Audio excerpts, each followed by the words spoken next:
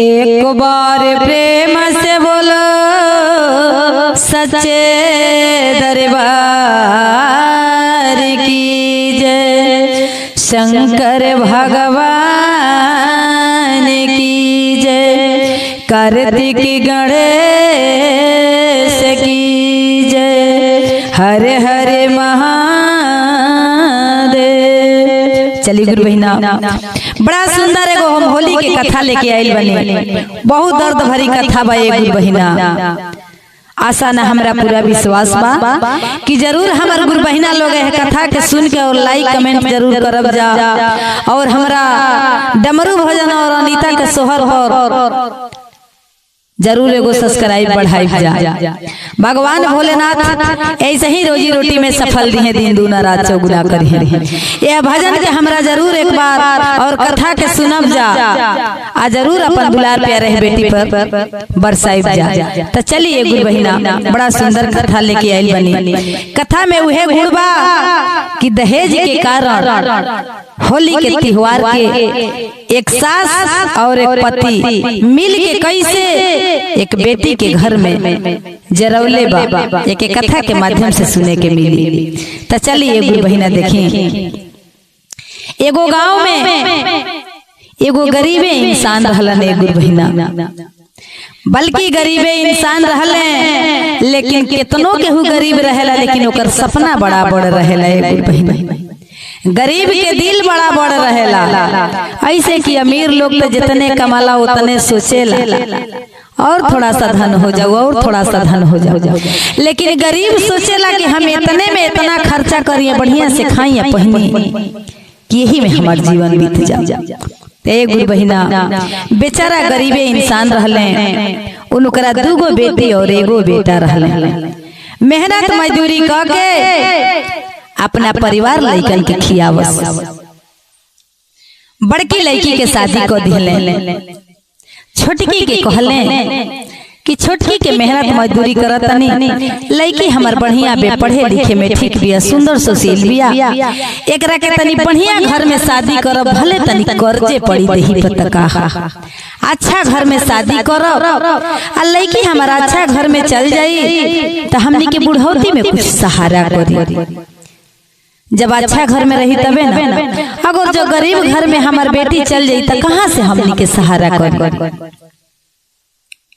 एक गुरु बहिना बेचारी के बारे में सोचे लगलन उनकर पिताजी, जाके कहीं रिश्ता ठीक कैले, 6 लाख रुपया दहेज तय कैले। एक गुरु बहिना कहले और रिश्तेदार लोग सखी रउरा सब घबराई जमत, मेहनत मजदूरी करके और मैं पैसा हम चुकता कर दे। एक गुरु बहिना 3 लाख रुपया दे देले रहले, 3 लाख रुपया बाकी रहे। शादी लड़की के पड़ गई, सब हो गई। गुरु बहिना घर में तैयारी चले लगल, बेचारा मेहनत मजदूरी करे लगल। कुछ समय जब बीतल, 1 महीना जब लड़की के शादी रह गई रहे, बेचारा के टेंशन से तबीयत खराब हो गई। टेंशन से तबीयत खराब हो गई, काम करे के हिम्मत ना करे, मेहनत करे के हिम्मत ना करे, देह में जान ना रहे गुरु बहिना कि बेचारा मेहनत मजदूरी करो। बेचारा सुत गइल। उनकर औरत कहतरी कि लड़की के शादी का पार पर आ गई, मेहनत मजदूरी ना हुई उतना बड़ घर में रिश्ता कर दिहनी। लेकिन एक गुरु बहिना ये जमाना में दहेज के लोभी इतना लोग बाड़े कि हद हो गई बा। अरे पैसा रुपया का चीज बा, सबसे बड़ व्यवहार बा, रिश्ता बा, परिवार बा, जेकर जीवन एक बार चल जाई फिर दोबारा आवे वाला नहीं खे। एक गुरु बहिना एक दूसरा से हमनी के मिलजुल के रहल बहुत जरूरी बा। ते गुरु बहिना जब रिश्ता लाग गई, लड़की के शादी ब्याह भइल, बेचारा बाप हाथ जोड़ के अपना दामाद से, अपना समधी से, समधीन से कहले कि देखी जा हाथ जोड़ के हम बोला तनी रउरा सबसे, जवन भी बाकी पैसा लागत सब हम मेहनत करके राउर भर दे। अगर जो हम मरियो जाए तो हमारे एगो लइका बा, जरूर रउरा सबके कर्ज भर दे, लेकिन हमरा बेटी के बढ़िया से रखब। एक गुरु बहिना कभी भी रिश्ता करे तो अपना बराबरी के आदमी से करे के चाहे। जितना गरीब घर में इज्जत मिल जाई उतना अमीर घर में इज्जत ना मिली। शायद लोग परिवार के कदर इज्जत करी। ऐसे अपना बराबरी में कबो शादी करे के चाहे। क्यों लड़की के कबो दबावे ना। कितनो सुंदर सुशील लड़की बे, कितनो पढ़ल लिखल लड़की बे, लेकिन थोड़ा सा कमजोर घर के रही तो लोगों के बार बार ताना मारी। तोर बाप का दिहलस, कुछ ना दिहलस, ऐसे ही ले आके बैठा दिहलस। तब भिख मांगा के घर के बाड़ू तरह तरह के बात लोग कही। एक गुरु बहिना बेचारी गईली ससुराल में। महीना दिन 2 महीना परिवार सही से राखल। ओकरी बाद दहेज खाती एक गुरु बहिना ताना मारे लगल। सास कहे लगली कि अपना बाप के फोन कर, दहेज के पैसा बाकी रह गेला जो मिलल ना। कहली कि पापा के तबीयत खराब बा, अम्मा सब कुछ मिल जाई, लेकिन उ कसाई ही ना सोच सके एगो घर में बेटी आइल बे, लक्ष्मी आइल बे, हमनी के बनावते खियावते हर एक काम करतिया। अरे पैसा रुपया से का होखे के बा? पैसा रुपया एक गुरु बहिना आज बा कल खत्म हो जाई, लेकिन परिवार तो कुछ दिन के बा। तो देखी ओ लोभीन के, ओ लालचीन के, दहेज के कारण वो बेटी के धीरे धीरे घर में सास ससुर ननद और पति मिल के वो बेटी के सतावे लागल। कहल लो कि जब तक ले दहेज ना मिली तब तक ले तोहरा के भर पेट भोजन ना मिली। एक गुरु बहिना एक दिन के बाद उनकर भाई अइले दरवाजे पर बैठा दिहल लोग, लेकिन कहला लोग कि बाकी के पैसा जब ले आई ना तो ले मुलाकात ना करे दे। भाई बेचारा रोत घरे चल गए। जाके अपना माई से पूरा बात बतौले। कहले कि ए पापा ए मम्मी अपना बराबरी में शादी कैले रहता तो आज हई दिन देखे के ना मिली। तू तो लालच में सोचला कि लड़की के अमीर घर में शादी कर दे तो हमार लड़की राज करी। ए बेरा बड़ बहन के गरीबे घर में शादी बा तो कितना बढ़िया से लोग परिवार रख ले बा, इज्जत कदर करता। ए गुरु बहिना बाप गईले, बापो से बेटी के मिले ना दहल। बेचारा लौट के चली अइले आ उहे चिंता बाप के सतावे लागल, अंदर अंदर घुटे लगल। एक दिन के बाद है गुरु बहिना की हार्ट अटैक आई। बेचारा है दुनिया से चल गईले। यह दुनिया से चल गईले यह दुनिया से चल गईले। गुरु बहिना घर में और कष्ट होखे लागल तो आदमी सोचे लागल कि अब क्या करे के। जब सोचलन ओह बेटी के है पता चलल, वो बेटी छपचाई के रोत रही कि बाप हमार दरवाजा पर अइले, लेकिन बाहर दहेज के लोभी आदमी हमारा बाप से लोग हमके भेंट ना करे दिहल, मुलाकात ना करे दिहल। हमार बाप एह दुनिया से चल गईले।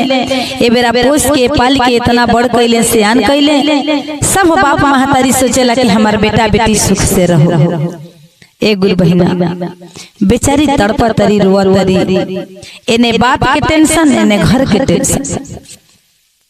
सास ससुर सोचे लागल, दामाद सोचे लगल कि अब तो बुढ़ावा मर गईला, पैसा कहाँ से आई। अभी नहु के खेला खत्म कैल जाए, इन्हों के रास्ता से हटा दिहल जा। एक गुरु बहिना बेचारी के खैला बिना तड़पावे लागल लोग। एक दिन हे फागुन के महीना में जेंगा चारों ओर दुनिया में एक गुरु बहिना होली मनता। होली के त्योहार मनावे खातिर लोग बाहर भीतर से आवता। कितना बढ़िया से हमनी के ए धरती पर होली खेले तनी जा। ए फागुन के महीना में हमारा भोलो जी भांग भतूरा खा के रंग बिरंग और होली खेल के मगन रहे ने। अपना गौरा के संगे सब देवी देवता भी अपना अपना परिवार के संगे होली खेलता। बेचारी वो कहतरी कि आज होली के त्योहार है। अरे रोज दिन तो हमके खाना ना मिलेला, लेकिन आज तो होली के त्योहार है, आज तो कुछ निमन बाउर बनी, आज जरूर आज पेट भर भोजन मिली। एक गुरु बहिना जाके अपना सास से कहतरी, बाप के दर्द तो सतावत अंदर अंदर। जाके अपना सास से कहतरी कि अम्मा आज होली है, का बनी खाना, जवन कहीं जाता बन। सास कहतरी कि अपना बाप के यहाँ से ले आइल बड़ू कि बनी खाना, बड़ा भइल बड़ू खाए वाली, कुछ ना बने। एक गुरु बहिना कहली कि अम्मा में हमार का कसूर बा? अरे पैसा रुपया से रिश्ता ना चलेला, व्यवहार से रिश्ता चलेला। पैसा रुपया का चीज बा? पैसा रुपया अगर जो हमार बाप 10 लाख रुपया दे दे तो खत्म हो जाई, लेकिन हम रउरा संगे करो तनी ना, हमके एगो नौकर बना के रखे ना, बाहर भीतर करवाई में पैसा वसूल हो जाए। लेकिन एक गुरु बहिना वो सास के ससुर के पति के तो सिर पर दहेज के लोभी वालो दहेज के भूत सवार भइल बा।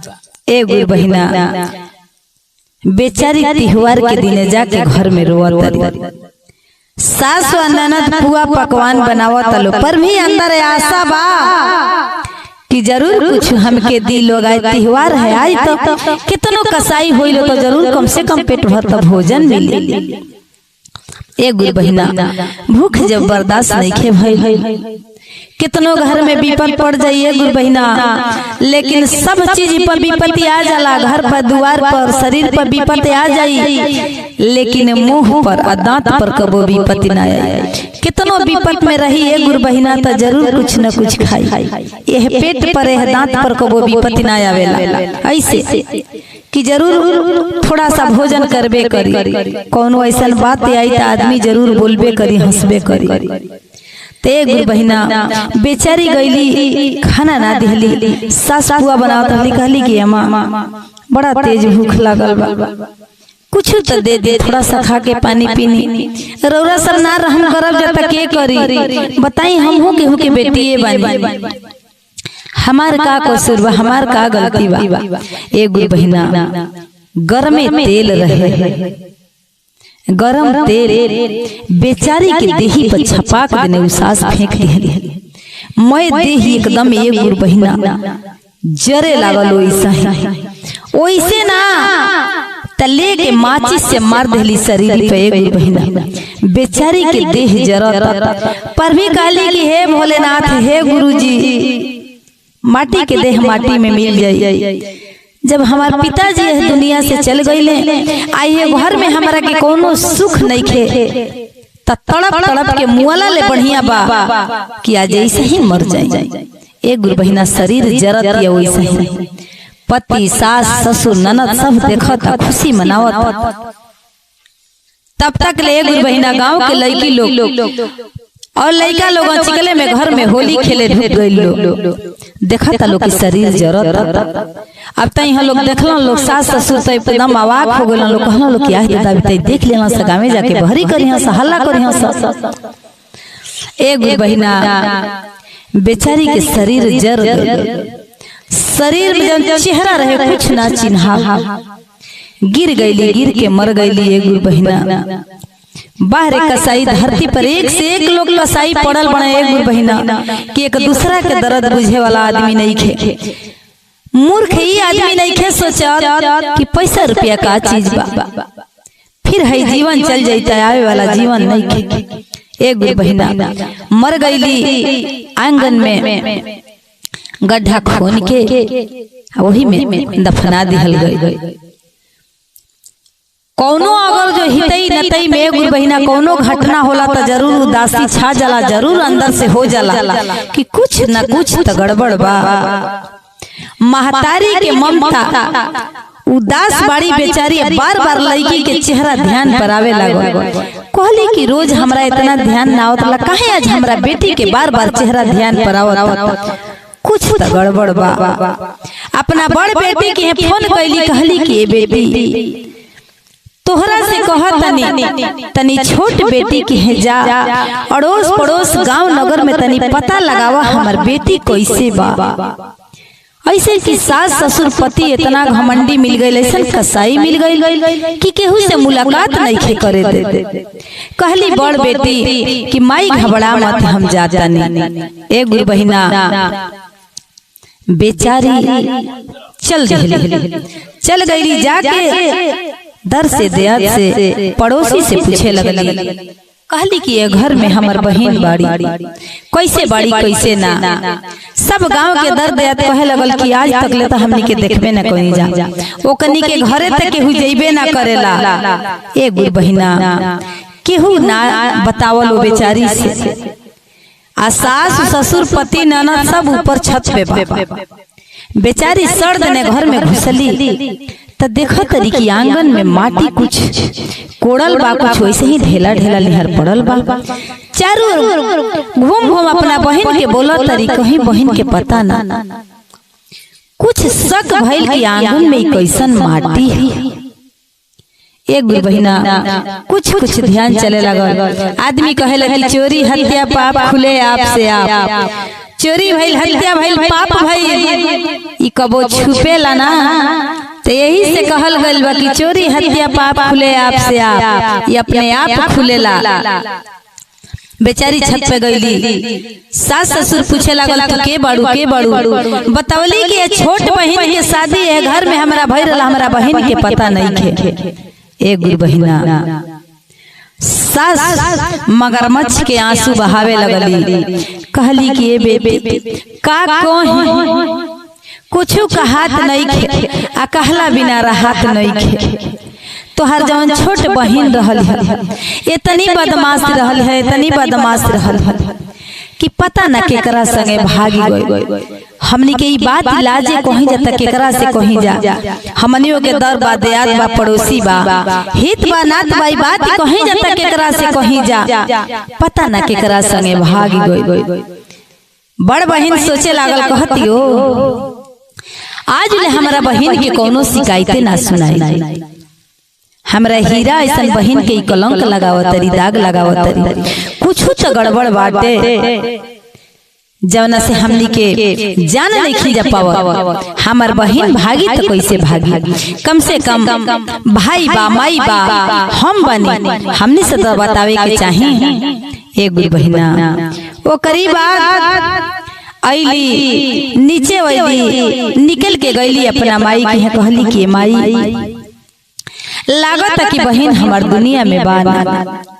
माई के एकदम बहिना माई एगो माई हुई, माई के ममता जे 9 महीना पेट में पाल के ओके पोसता, ओके जन्मावता, ओके दूध पियावता, ओके सियान करता, पोस के पाल के क्रियाक्रम के गुरु बहिन ओह माई के कैसे बर्दाश्त होई। माई के धड़ाक भइल, कहली कि बेटी का बा का ऐसन बात बा बतावा। कहली कि माई गई रनिया घर में सब छत पे रहल हो, आंगन में एगो गड्ढा खोना रहल हो, माटी वैसे ही पड़ रहल हो, बहन के हमरा पता ना लगल हो। सास रोवा तरी कह तरी कि कौनो के संगे भागी गई। एक गुरु बहिना अगर जो मेहरारू चाहिए तो सब कुछ कर ली, जवले अगर जो अनजान बन के, जवले अबर बन के बेबे, अगर जो मेहरारू अपन असली रूप देखा देना तो एगो औरत के दुर्गा के रूप होला। बेचारी हिम्मत बांध के माई और बहन और भाई चल दिहल। पहले थाना पर गई लो गुरु बहिना, थाना पर रिपोर्ट लिखावल गई कि हमारा बेटी के पता नहीं खे ये घर में, चली जा पूछी जा कि हमार बेटी भइल त का भइल। दहेज के कारण हमारा बेटी के बहुत लोग सतावत रहल। एक गुरु बहिना जे दुनिया से चल जाई फिर आवे के नहीं खे, वो बेटी के तड़पाई तड़पाई के मरले वाले। होली के त्योहार के दिन एक गुरु बहिना दरोगा वाले सिपाही आए लोग, संगे संगे माई भाई बहन आए लोग, पूछताछ होखे लागल। सास ससुर पति उहे बात बा, किनकर बाप 6 लाख रुपया दहेज कहले रहले ना दिहले। थोड़ा सा कष्ट होखे लागल त कहीं भागी गई। बहन माई भाई तीनों आदमी एक गुरु बहिना दरोगा से हाथ जोड़ी करे लगल, कहल के दरोगा साहेब कम से कम हई गड्ढा खुनवाई, बेटी यही में बाबा। दरोगा साहब कहला कि कैसे कैसे के लोग यही में बात ना, हमनी के आत्मा कहता कि बेटी यही में।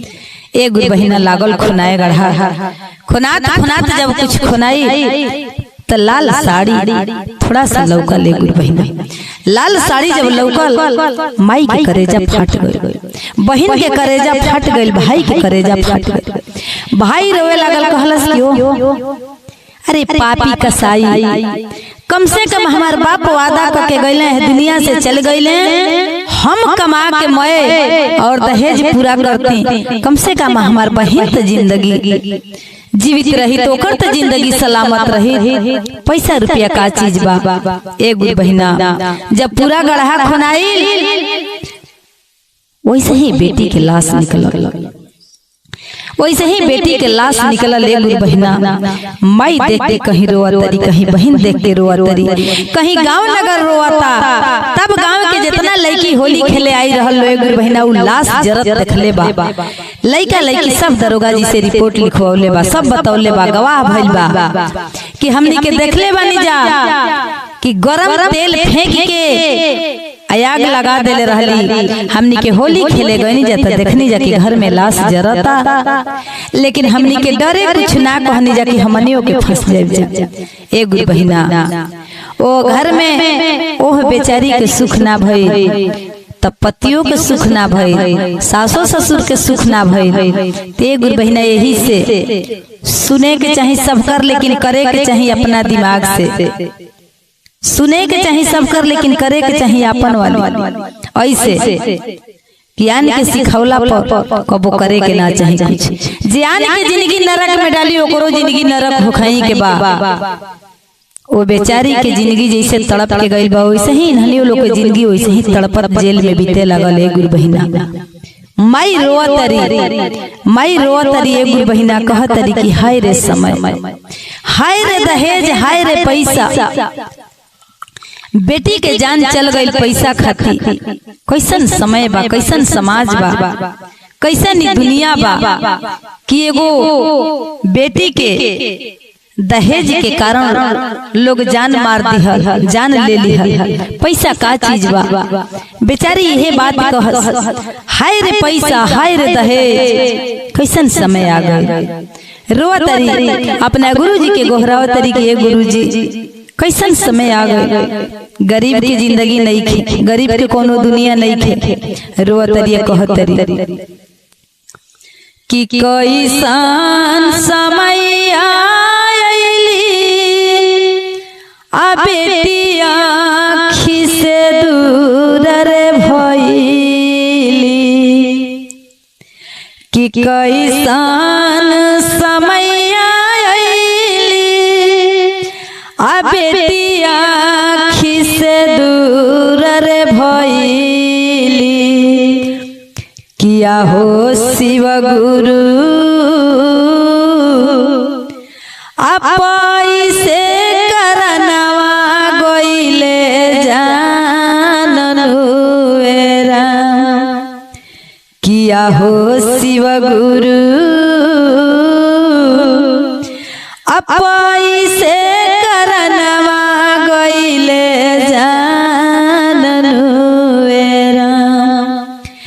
पैसे की कैसन समय आ गई, कैसन ही दुनिया हो गई।